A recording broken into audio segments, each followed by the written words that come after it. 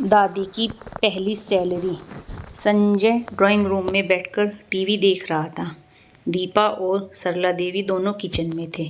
दीपा बर्तन मांज रही थी। सरला देवी सुबह के नाश्ते की तैयारी में लगी थी। 9 साल की पिंकी स्कूल जाने की तैयारी कर रही थी। संजय ने ड्राइंग रूम से ही ऊंची आवाज़ में कहा, दीपा तुम्हारा पगार आ गया है? अगर आ गया है तो इस महीने की ईएमआई तुम भर देना। मेरी सैलरी आने को अभी वक्त लगेगा। दीपा ने किचन से ही सहमति जताई। जी जरूर भर दूंगी। इस बातचीत से पिंकी के कान खड़े हो गए, क्योंकि कल ही तो सबके स्कूल में सैलरी के बारे में सबको समझाया गया था, जिसमें बताया गया था कि हर काम के लिए एक निश्चित रकम मिलती है, जिसे सैलरी कहते हैं। इस बात की याद आते हुए तुरंत किचन में दौड़ी। उसको ऐसे अचानक दौड़ते देख संजय भी उसके पीछे पीछे गया। पिंकी ने अपनी दादी के पास जाकर उनसे पूछा, दादी आपको सैलरी नहीं मिलती है क्या? संजय और दीपा एक दूसरे की तरफ देखकर मंद मंद मुस्काए। सरला देवी ने पिंकी को समझाते हुए कहा, बच्चा तुम्हारे मम्मी पापा ऑफिस जाते हैं, इसलिए उन्हें सैलरी मिलती है। मैं तो घर पर ही रहती हूँ ना, इसलिए मुझे सैलरी नहीं मिलती। पिंकी को यह बात कुछ समझ नहीं आई तो वह बोली, दादी आप भी तो कितना सारा काम करती हैं। सुबह जल्दी उठकर नाश्ता बनाना, खाना बनाना, पूरे घर की साफ सफाई करना, कपड़े धोना, मुझे ट्यूशन पढ़ाना और बाजार जाकर राशन लाना और तरकारी लाना, और भी पता नहीं क्या क्या। आपके इन्हीं सभी कामों की वजह से तो पापा और मम्मी निश्चिंत होकर काम पर जा पाते हैं और मैं भी स्कूल में अच्छे नंबरों से पास हो पाती हूँ। तो क्या इन कामों की कोई वैल्यू नहीं है? पिंकी की बातें सुनकर कुछ पलों के लिए सब शांत हो गए। 9 साल की एक छोटी सी बच्ची जो सोच रही थी वह गलत नहीं था। संजय और दीपा के पास इसका कोई जवाब नहीं था, मगर सरला देवी के पास था। वह बोली, किसने कहा मुझे सैलरी नहीं मिलती? मुझे पैसों के रूप में, कागजों के रूप में सैलरी नहीं मिलती, लेकिन मुझे जिस रूप में सैलरी मिलती है उसकी कीमत कोई न आंक ही नहीं सकता। मैं घर की जिम्मेदारी संभालती हूँ तो मुझे तुम्हारी मम्मी एक दोस्त के रूप में मदद करती है।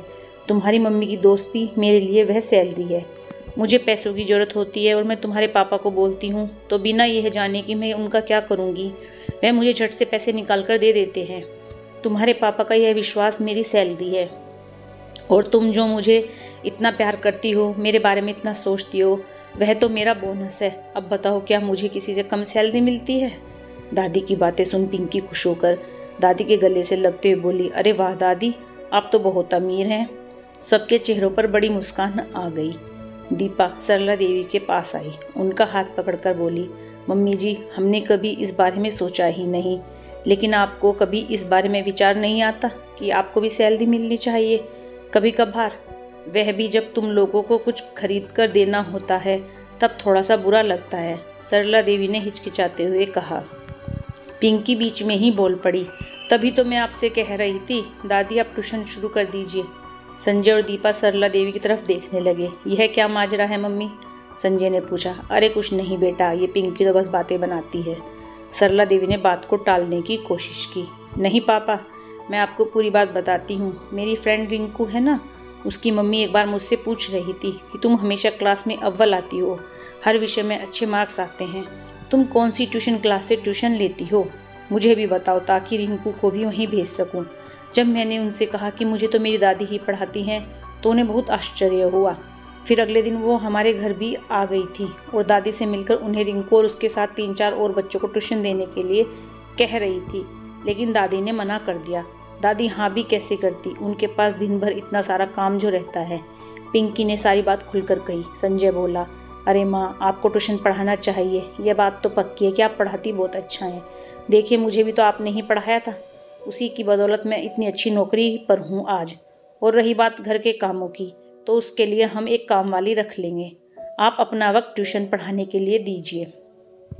सरला देवी ने थोड़ी आनाकानी की, लेकिन बेटा, बहू और पोती ने मिलकर उन्हें आखिरकार ट्यूशन चलाने के लिए मना ही लिया। 1 महीना बीत गया। सरला देवी ने उनके बहू, बेटे और पोती को एक अच्छे रेस्टोरेंट में अपने पैसों से खाना खिलाया।